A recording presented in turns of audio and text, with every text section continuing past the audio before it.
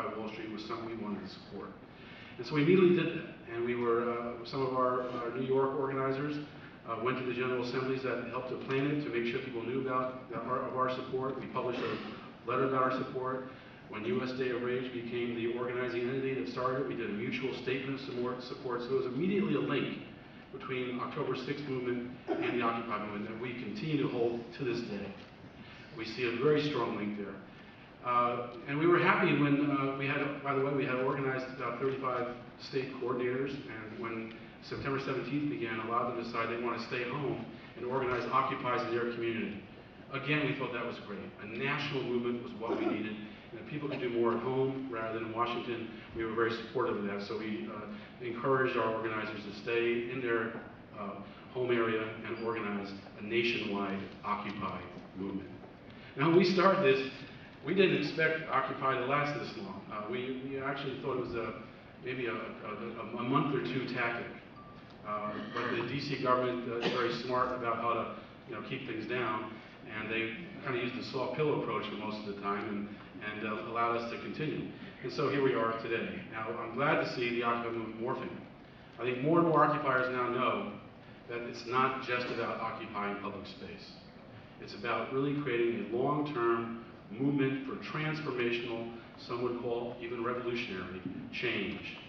Change that would weaken the power of the 1%, weaken the power of money, and strengthen the power of people.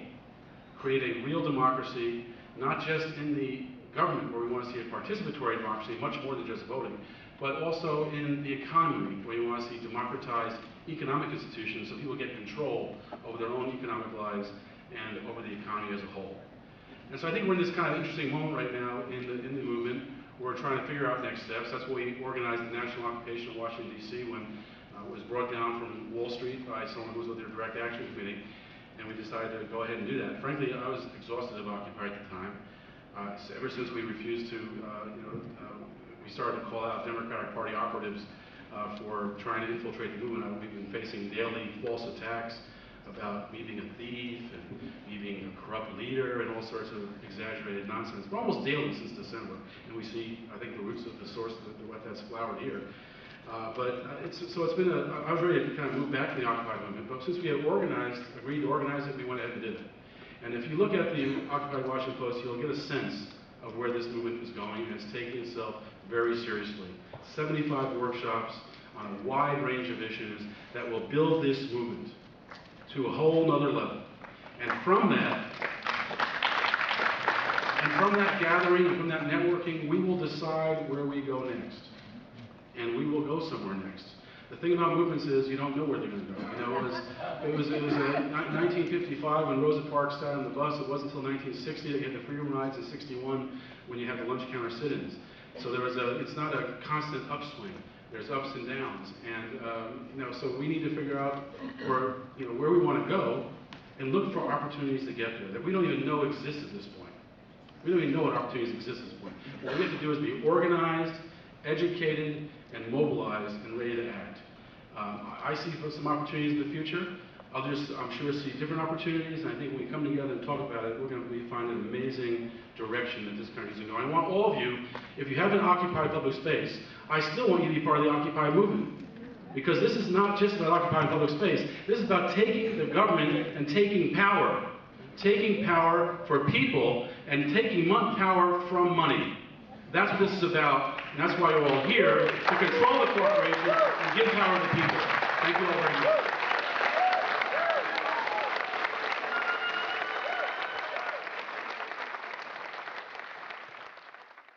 Claim to be an original organizer of Occupy DC, despite the fact that originally it was Stop the Machine that was taking place in Freedom Plaza, and during November, it was right before Thanksgiving, I believe, there was a General Assembly even to vote you out of Freedom Plaza, and up until we met just literally in the lunchroom here, I have had no interaction with you, and I've been on a number of committees. I started the Fun and Activities Committee, I've been on sanitation, I've worked with media and tech, and I've worked with info and other things, and yet not a single time have I or many others met you throughout this entire movement. Like I said, until just a little bit ago was the first time I met you.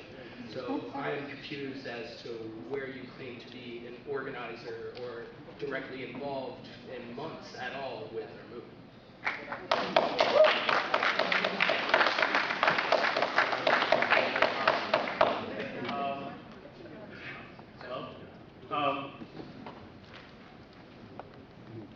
Doing a lot of these things. The last question, which is really a form of character assassination, is far beneath any discussion, and I would encourage no one to answer it, including Kevin. In terms of the black bloc and in terms of violence. 5 to 6 months and I've never seen him either. Well, then you need to go to an optometrist. What do you mean? Fuck you need to be occupied. Let me answer the question about the black bloc. Please do. There's a comment that I'd like to make before we just cut everything off here. This involves, I respect the work that everybody does here. We're all in this together. This is truly an American uprising. This is a global uprising. We are all in this together. A couple things I'd like to comment is that I see that this panel is a little bit missing the point of this broader global movement, which is a very narrowly defined agenda of things that need to change. We talk about democracy, we talk about economics, and if we're talking about going back to the American democracy before corporate personhood, then that's not enough.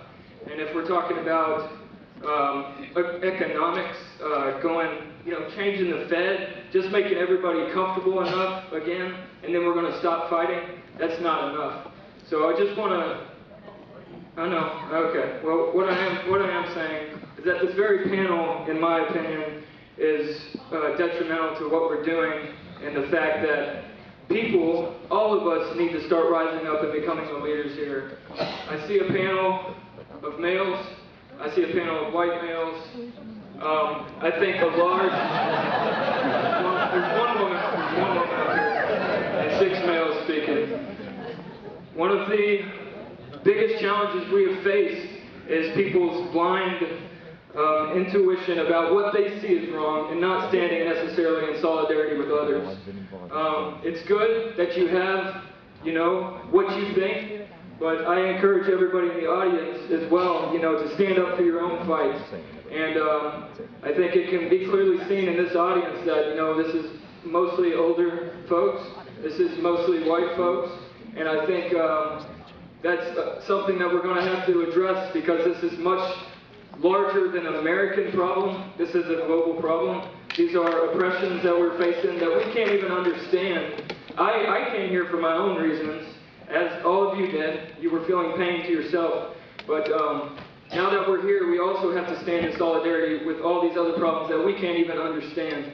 So I would just like to encourage everybody to, find these things for yourselves, your own truths, not just listen to panelists, and stand in solidarity with your brothers and sisters.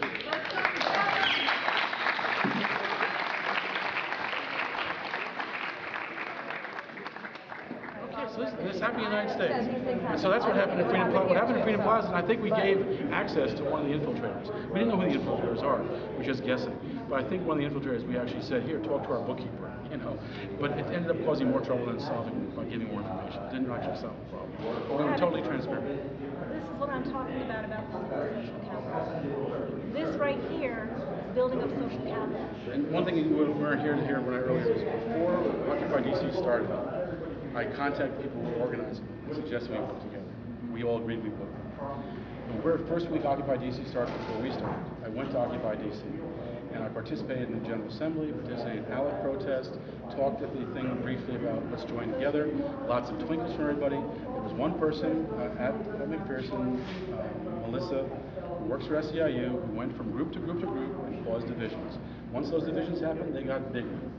And they became all sorts of falsehoods. We're not hire, Kevin's a leader, Kevin stole the money, all these lies.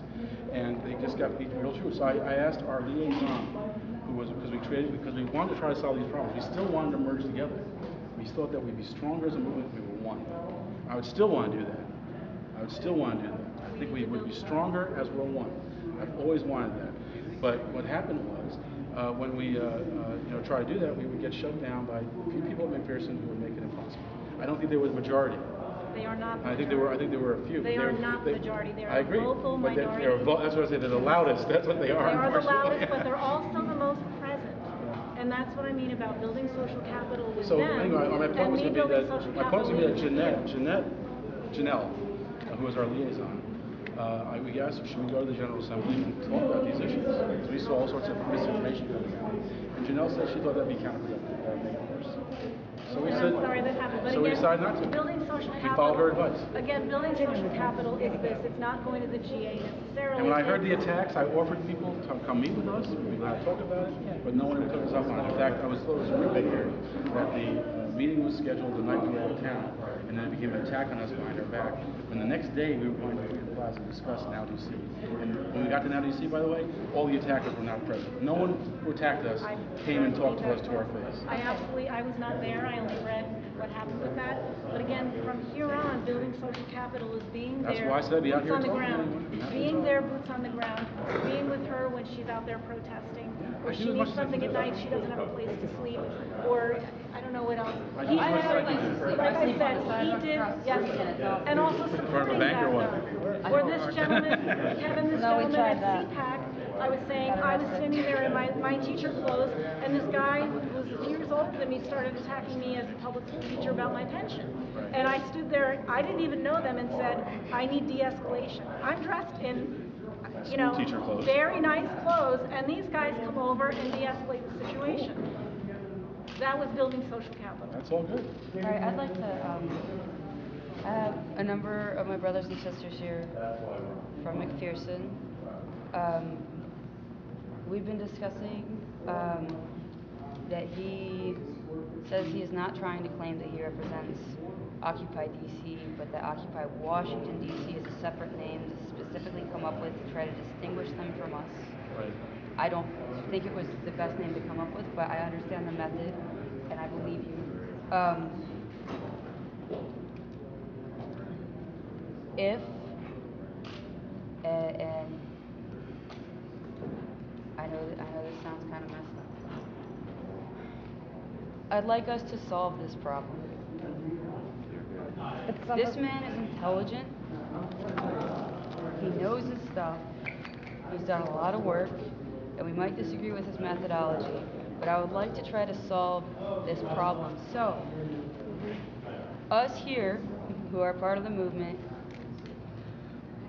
can we invite him to come down and be with us and talk to people and offer, as us here, to work as moderators so that when he has these discussions, he's gonna get attacked, to help give peace to that situation so that he actually talk, so that we can actually work this out. Because if we scream into your office, it's never gonna get worked out. Can we agree to help with that process?